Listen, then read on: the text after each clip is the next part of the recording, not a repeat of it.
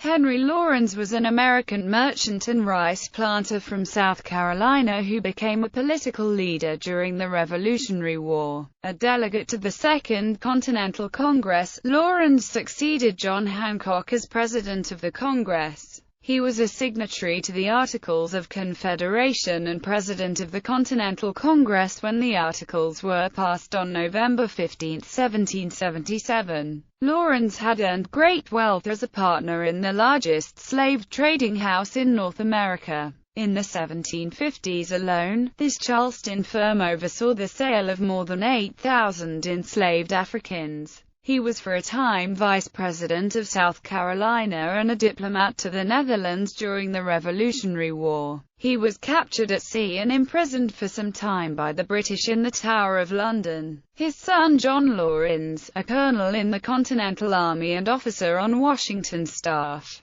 believed that Americans could not fight for their own freedom while holding slaves. In 1779, he persuaded the Continental Congress to authorize the recruitment of a brigade of slaves, who would be given the freedom after the war. However, when he presented it to them, the South Carolina Provincial Congress overwhelmingly rejected the proposal, and instead voted to use confiscated slaves as payment to recruit more white soldiers. John Laurens was killed in a skirmish in South Carolina in 1782. Early life and education. Henry Laurens's forebears were Huguenots who fled France after the Edict of Nantes was revoked in 1685. Henry's grandfather André Laurens left earlier, in 1682, and eventually made his way to America, settling first in New York City and then Charleston, South Carolina. André's son John married Hester Grasset, also a Huguenot refugee. Henry was their third child and eldest son.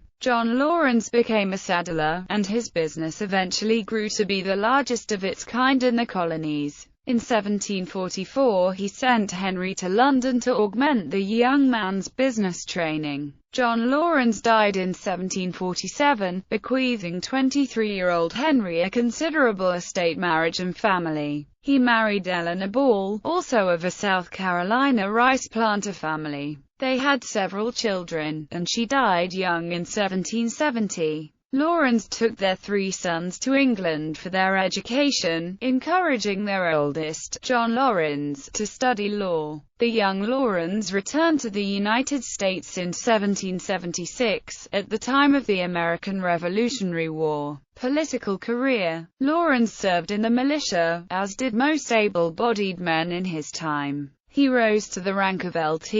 Colonel in the campaigns against the Cherokee Indians in 1757 to 1761, during the French and Indian War. 1757 also marked the first year he was elected to the Colonial Assembly. Laurens was elected again every year but one until the Revolution replaced the Assembly with a state convention as an interim government. The year he missed was 1773, when he visited England to arrange for his son's educations. He was named to the Colonies Council in 1764 and 1768, but declined both times. In 1772 he joined the American Philosophical Society of Philadelphia, and carried on extensive correspondence with other members. As the American Revolution neared, Laurens was at first inclined to support reconciliation with the British Crown, but as conditions deteriorated, he came to fully support the American position. When Carolina began to create a revolutionary government, Laurens was elected to the Provincial Congress, which first met on January 9, 1775. He was president of the Committee of Safety, and presiding officer of that Congress from June until March 1776. When South Carolina installed a fully independent government, he served as the Vice President of South Carolina from March 1776 to June 27, 1777. Henry Laurens was first named a delegate to the Continental Congress on January 10, 1777. He served in the Congress from until 1780. He was the president of the Continental Congress from November 1, 1777 to December 9, 1778. In the fall of 1779, the Congress named Lawrence their minister to the Netherlands. In early 1780 he took up that post and successfully negotiated Dutch support for the war. But on his return voyage to Amsterdam that fall, the British frigate Vestal intercepted his ship, the continental packet Mercury, off the banks of Newfoundland. Although his dispatches were tossed in the water, they were retrieved by the British, who discovered the draft of a possible U.S.-Dutch treaty prepared in Aix-la-Chapelle in 1778 by William Lee and the Amsterdam banker Jean de Neufville. This prompted Britain to declare war on the Dutch Republic, it becoming known as the Fourth Anglo-Dutch War. The British charged Lawrence with treason, transported him to England, and imprisoned him in the Tower of London. His imprisonment was protested by the Americans. In the field, most captives were regarded as prisoners of war, and while conditions were frequently appalling, prisoner exchanges and male privileges were accepted practice.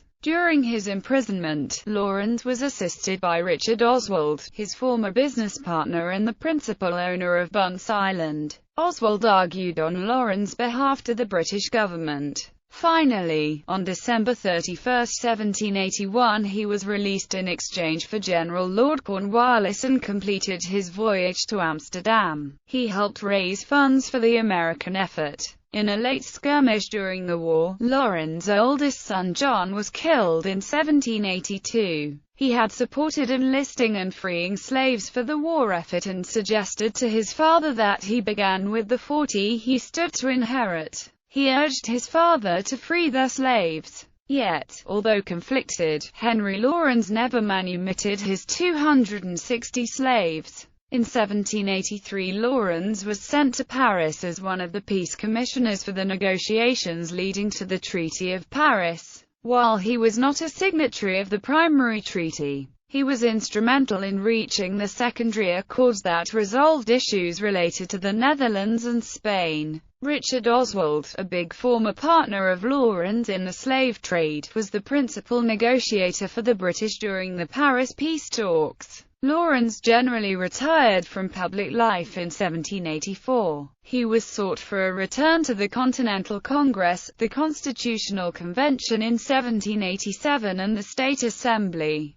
but he declined all of these positions. He did serve in the State Convention of 1788, where he voted to ratify the United States Constitution. Later events. The British occupying forces from Charleston had burned the main home at Mepkin during the war. When Lawrence and his family returned in 1784, they lived in an outbuilding while the Great House was rebuilt. He lived on the estate the rest of his life, working to recover the estimated £40,000 that the Revolution had cost him. Death and cremation. Lawrence died on December 8, 1792, at his estate, Mepkin. In his will he stated he wished to be cremated, and his ashes be interred at his estate. It is reported that his was the first formal cremation in the United States. Afterward, the estate passed through several hands. Large portions of the estate still exist and are used today as a Trappist abbey.